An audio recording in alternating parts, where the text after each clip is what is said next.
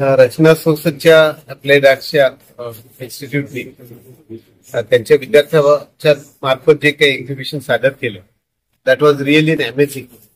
आणि हे फक्त माझं वैयक्तिकच नाही की it is getting connected to real world very easy.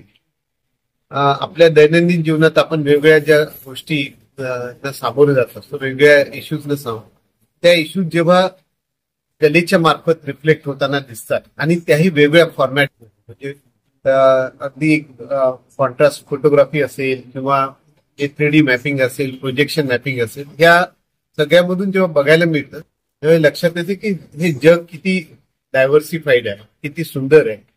आणि त्याचबरोबर या जगात वेगवेगळ्या समस्यांचं जे प्रेझेंटेशन असेल, मांडणी असते, ती किती पटकन असं आपल्या हृदयाला भिडू शकते. याचं खरोखर म्हणजे हे सगळे एक्झिबिशन पाहिल्यावर, त्याचं सगळं अवलोकन केल्यावर आपल्याला लगेच चटकन लक्षात ज्या गोष्टी आपल्याला खूप 10 मिनिटं 20 मिनिटं बोलून सुद्धा लक्षात येणार नाही, त्या केवळ एका मिनिटात आपण त्या कलेकडे बघितल्यानंतर पटकन रिफ्लेक्ट होतात, हृदयाला भेटतात आणि आपल्या म्हणजे स्मरणात, मेंदूमध्ये अगदी त्या डीपली पेनिट्रेट होतात. हा मला वाटतं सर्वात महत्वाचा पार्ट, महत्वाचा मेसेज तिथून घेऊन जातो. तर म्हणजे तुम्ही म्हणा संगणक युगात लोक पाहते, आज जर आपण एक्झिबिशन बघितलं आणि संगणक आणि व्हिज्युअल आर्ट्स दोघांचं खूप चांगलं कॉम्बिनेशन केलं. म्हणजे ऑगमेंटेड रियालिटी, व्हर्च्युअल रियालिटीचे जे त्यांनी प्रेझेंटेशन केले, that it self indicates that you have a really good blend of technology and art. आणि खरं म्हणजे आर्ट कधीच लोक पावली नव्हती, कायम होतीच. आपलं व्हिज्युअलायझेशन मध्ये फरक होता आणि आत्ताच्या राष्ट्रीय शैक्षणिक धोरणामध्ये त्याला एक स्वतंत्रपणे व्यासपीठ दिलेलं आहे. जे एखाद्या इंजिनिअरिंगच्या विद्यार्थ्याला आज स्पेसिफिकली अप्लाइड आर्ट घेण्यासाठी तो विद्यार्थी इथे येतो. एखाद्या विद्यार्थ्याला इंजिनिअरिंग म्हणून करिअर करायचं, त्याचं स्वतःची जी आवड आहे अप्लाइड आर्टची, ती जर जोपासायची असेल तर आता आपला जो नॅशनल करिक्युलम आहे त्याच्यामध्ये सुद्धा ती फ्लेक्झिबिलिटी दिली आहे. आता आपण जो एक 6वं व्हर्टिकल आहे ज्याच्यामध्ये को करिक्युलर ऍक्टिव्हिटीज म्हणतो, तर fine arts, applied arts, visual arts घेण्याची मुभा दिली आहे. एकंदरीत एक व्यवसाय म्हणून तर आपण याच्याकडे निश्चितच बघणार. मुलांच्या ही डिग्री घेतल्यानंतर त्यांना जे काही व्यवसाय पुढे करायचा आहे किंवा जे काही जॉब करायचा, हा भाग त्यामध्ये निश्चितच खूप चांगल्या तऱ्हेनं अधोरेखित होतोच. त्याशिवाय आपल्या स्वतःच्या ज्या काही आवड असते, छंद असतो, ते छंद जोपासण्याचा सुद्धा भाग आपल्याला सहज लक्षात. त्यामुळे मला वाटतं आता याचं जे माध्यम आहे हे माध्यम खूप स्ट्रॉंगली पुढे येणार आहे. आणि या दृष्टीनं रचना संस्थेने जे एक्झिबिशन अरेंज केले त्याचं मी कौतुक करतो. Sir has been very supportive right from the day one. He has taken such time out from his tremendous busy schedule to just drop in and see our work. And he is guaranteed that he'll look into the curriculum support that we are expecting from the Mumbai University. They are our guardians, they are our well-wishers, and their hands are always wanted on us. So, thank you, sir. Rachna Sansar from the trust. I'm very thankful to Dr. that he has just took out some time from his busy schedule to look at the work of our students. I think it's an extraordinary work which students have been put up, and it's a really encouragement when you're here, sir, with us today to encourage all the students and my faculty members.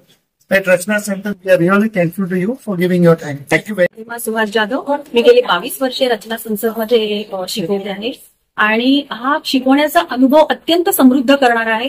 मला असं वाटतं प्रत्येक वर्षी येणारी मुलंही आमच्यासाठी laboratory म्हणून असतात आणि अतिशय उत्तम काम ते करतात.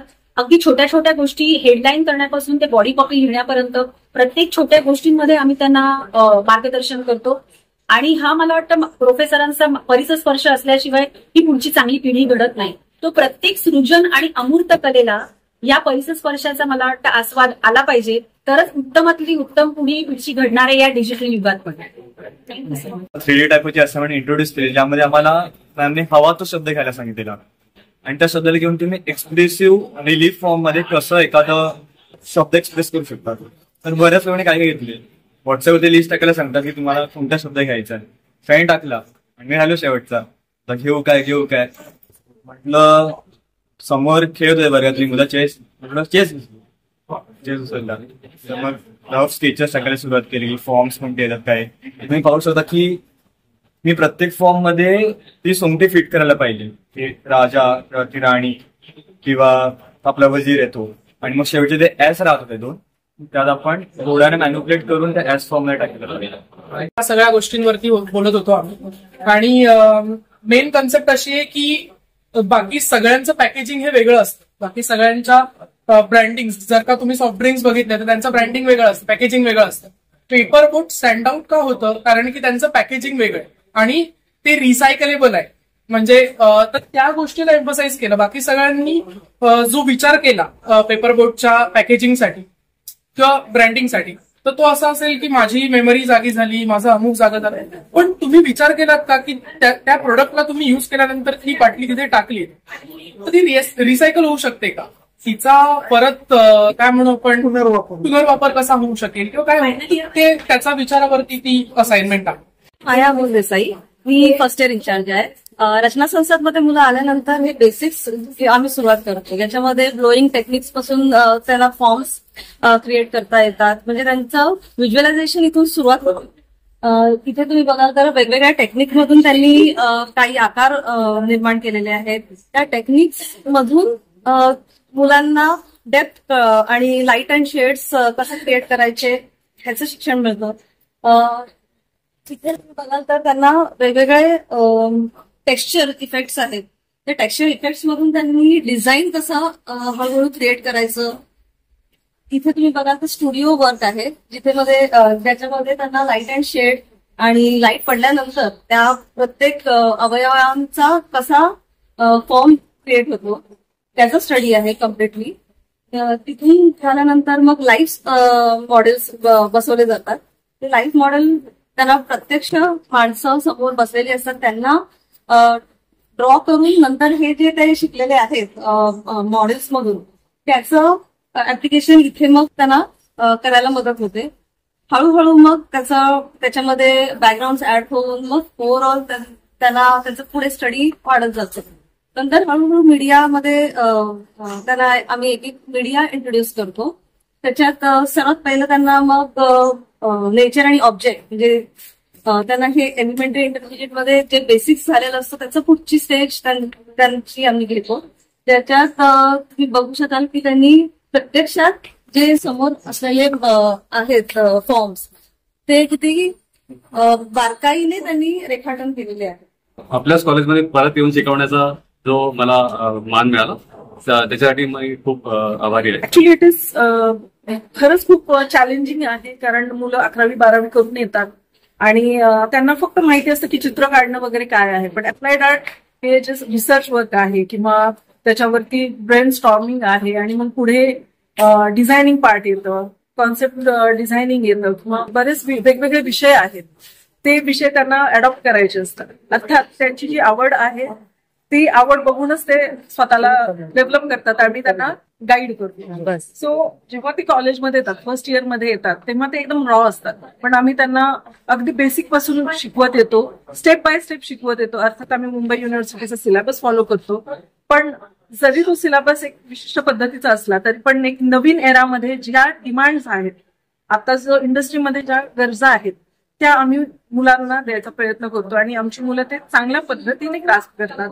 पुढे विषय येतो की टेक्नॉलॉजी अटेम्प्ट करणं किंवा टेक्नॉलॉजी थ्रू आपले व्हिज्युअल्स किंवा आपले थॉट किंवा आपले कॉन्सेप्ट देणं किंवा प्रोडक्ट सेल करणं, सर्व्हिस सेल करणं हा आमचा मूळ मुद्दा आहे आणि तो मुद्दा आमची मुलं फार चांगल्या पद्धतीने पार पाडतात. आणि तुम्हाला हे एक्झिबिशन दिसतंयच की कुठल्या लेवलवरती गेलंय. आज VC सर आले होते. ऍक्च्युली आमची जी फील्ड आहे ती फार दूर दूर म्हणजे आहे खूप मोठी आणि अख्खं जग या फील्डवरती चालतं, पण नक्की कशी ही फील्ड वर्क करते हे कुणाला माहिती नाहीये.